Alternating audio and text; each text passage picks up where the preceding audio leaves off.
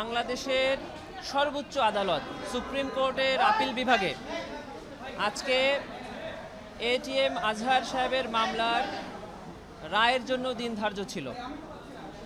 আন্তর্জাতিক অপরাধ ট্রাইব্যুনালের প্রসিকিউশনের পক্ষ থেকে আমরা এই রায় গ্রহণের জন্য আপিল বিভাগে উপস্থিত ছিলাম। একটি রাষ্ট্রের সর্বোচ্চ আদালত কর্তৃক প্রদত্ত কোনো রায়ের ব্যাপারে কোনো কমেন্ট করাকে আমি আইনসিদ্ধ মনে করি না। তবে আমরা শুনানিতে যে প্রসঙ্গে কথা বলেছিলাম, আজকের এই রায়ে আমরা তারই প্রতিফলন দেখতে পেয়েছি।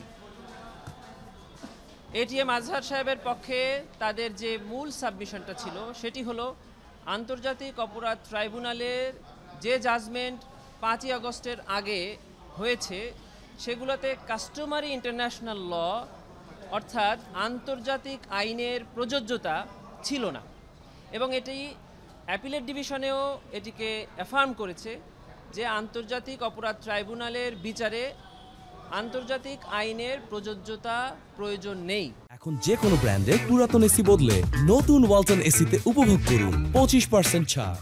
ওই আর্গুমেন্টের ব্যাপারে প্রসিকিউশন প্রথম থেকেই বলেছে যে এই আর্গুমেন্টের ব্যাপারে আমাদের কোনো আপত্তি নাই, কারণ এটি ইন্টারন্যাশনাল ক্রাইম ট্রাইব্যুনাল। এখানে আন্তর্জাতিক আইনের ডেফিনেশন অফ ক্রাইমস এবং মুডস অফ লাইবিলিটির প্রযোজ্যতা প্রয়োজন। তা না হলে আমরা যে সমালোচনা ট্রাইব্যুনালে আগে করেছি ট্রাইব্যুনাল রায়ের ক্ষেত্রে যে এটি ইন্টারন্যাশনাল স্ট্যান্ডার্ড না, সেটি বহাল রয়ে যায়।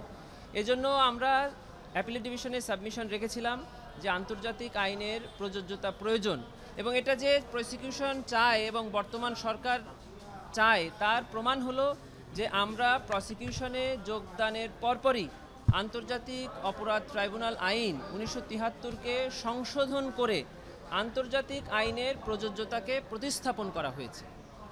এজন্য আজকে অ্যাপিলেট ডিভিশন যখন বলেছে যে ইন্টারন্যাশনাল ক্রাইমস ট্রাইব্যুনালের বিচারে আন্তর্জাতিক আইনের প্রযোজ্যতা প্রয়োজন, এই ব্যাপারে আমাদের প্রসিকিউশনের পক্ষ থেকে আমরা এখনও একমত পোষণ করছি এবং এই রায়ের পক্ষে আমরা এখনও কথা বলছি।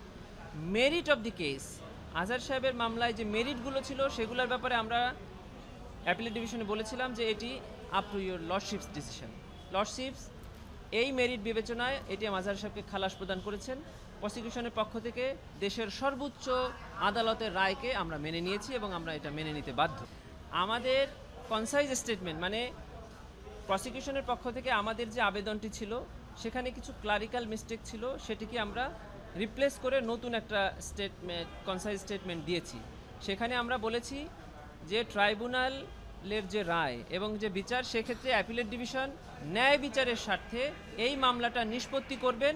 সেক্ষেত্রে অ্যাপিলেট ডিভিশন যে কোনো আদেশ দিবেন আমরা মেনে নিব। তবে ট্রাইব্যুনালে যে প্রেজেন্ট বিচারগুলো আছে এবং ইন ফিউচার যে ট্রায়ালগুলো হবে সেক্ষেত্রে এমন কোনো আদেশ আমরা প্রতিবাদ করি বা এমন কোনো আদেশের বা এমন কোনো সাবমিশনের বিপক্ষে যে সাবমিশন বর্তমান এবং ভবিষ্যৎ ট্রায়ালকে হ্যাম্পার করবে, আমরা এটুকুই বলেছি। আমাদের আইনি লড়াইয়ে যাওয়ার সুযোগও নাই, কারণ এটা হলো রিভিউ থেকে যে অ্যাপিল আসছে সেই অ্যাপিলের জাজমেন্ট।